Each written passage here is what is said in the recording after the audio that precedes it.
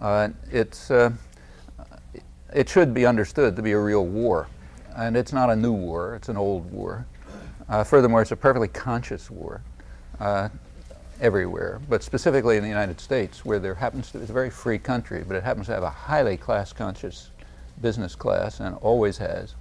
And it's very free and open, so you have a lot of information about it. They talk, you have their records, and they have long seen themselves as fighting a bitter class war, except they don't want anybody else to know about it. Occasionally someone else gets the news. Rather famous case, which I'm sure you know, was Doug Fraser about 20 years ago, 1978, I think, when he pulled out of the Labor Management Council and condemned business leaders for, words were roughly like this, for having decided to fight a one-sided class war against working people, the poor, the unemployed, minorities, even members of the middle class, and for having torn up the fragile social compact that had been achieved during periods of growth and prosperity. In fact, had been achieved, although he didn't say this, primarily through rather militant struggle, very militant struggle under harsh conditions back in the 1930s. Now, the only thing wrong with his statement is that it was way too late.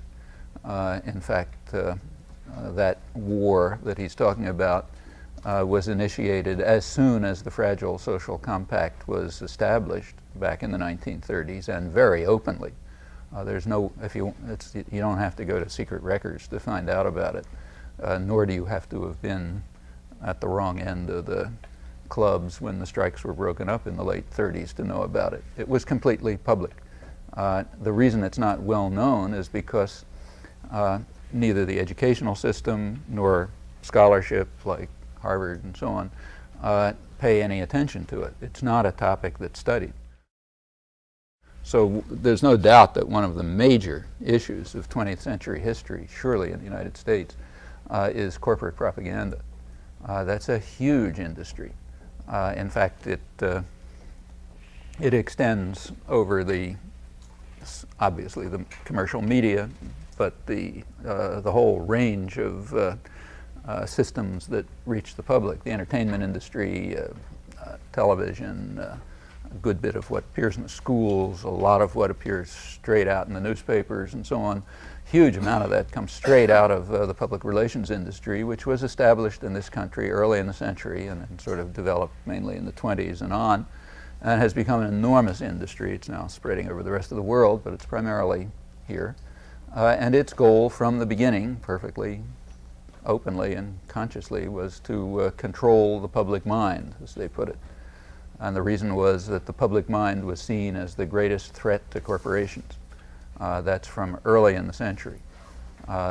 Business power was strong, but it's a very free country by comparative standards, and it's hard to call on state violence, not impossible, but hard to call upon state violence to crush people's efforts to achieve freedom and rights and justice. So therefore it was recognized early on that it's going to be necessary to control people's minds.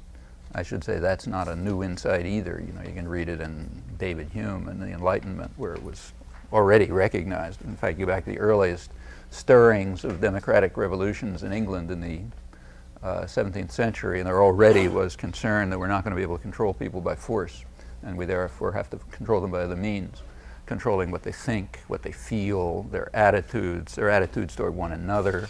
I mean, all sorts of mechanisms of control are going to have to be devised, which will replace the efficient use of force and violence that was available to a much greater extent earlier on, and as has been fortunately declining, you know, not uniformly, but often declining through the years, particularly here, leading to the need for other methods of control.